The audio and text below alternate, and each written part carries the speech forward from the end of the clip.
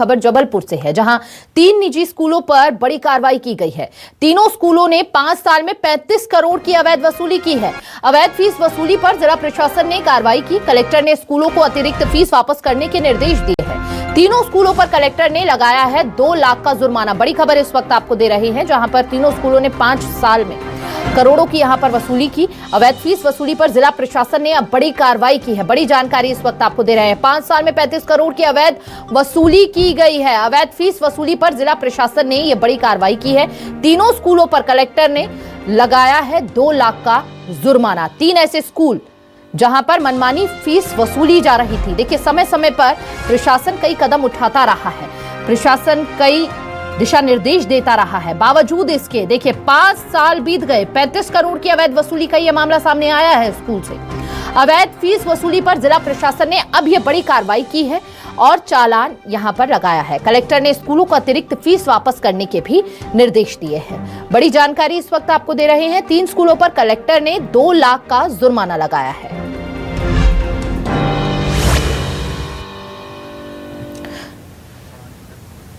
और ज्यादा जानकारी के साथ संवाददाता कुमार इंदर हमारे साथ जुड़ चुके हैं। कुमार इंदर, 5 साल बीत गए, 5 साल में 35 करोड़ की अवैध वसूली की गई है। अब तक कोई एक्शन क्यों नहीं हुआ और इतना समय लग गया यह समझने के लिए कि निजी स्कूल यहां पर इस तरह से मनमानी कर रहे हैं? बिल्कुल सही सवाल आपने उठाया कि 5 साल से प्रशासन आखिर क्या कर रहा था, क्यों नहीं स्कूलों पे लगाम गई, क्यों नहीं उनके अकाउंट खंगाले गए और क्यों नहीं मीटिंग करके स्कूलों से फीडबैक लिया गया। कुल मिला के कह सकते हैं कि इस बात को देखिए, जो सवाल आप उठा रही हैं बहुत मुफीद है। और इस बात को हमारे पिछली बार जब हमने न्यूज़ 24 ने यहाँ के कलेक्टर से सवाल किया था, दीपक कुमार सक्सेना, तो उस बात को स्वीकार किया था। उन्होंने माना था कि यहाँ के स्थानीय प्रशासन की गलती है, एजुकेशन बोर्ड की गलती है, जिनको स्कूलों पर लगाम लगानी थी, जिनकी मॉनिटरिंग करनी थी, वो नहीं हो पाई। और यही वजह है कि कलेक्टर दीपक कुमार सक्सेना ने पूरे स्कूलों को खंगाला और जब देखा कि उसमें इतनी अनियमितता है तो उसके खिलाफ सिलसिलेवार जो है कार्रवाई की। हमने पिछले दिनों में बताया कि किस तरह से 50 से ज्यादा लोगों के खिलाफ FIR करके कितने लोगों को गिरफ्तार किया गया और तमाम तरह की कार्रवाई की।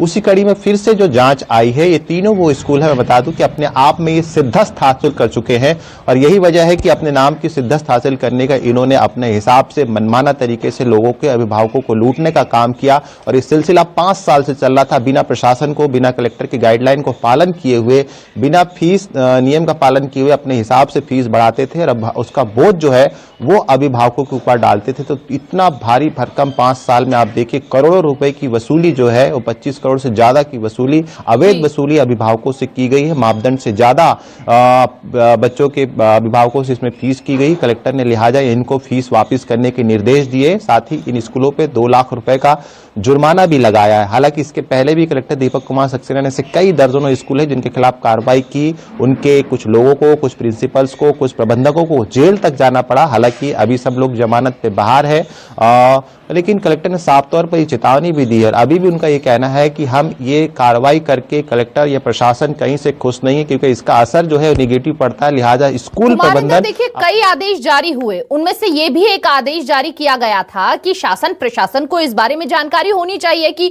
निजी स्कूल कितनी फीस वसूल रहे हैं, वेबसाइट पर डलना चाहिए, यानी कि ये सब नहीं हो रहा था।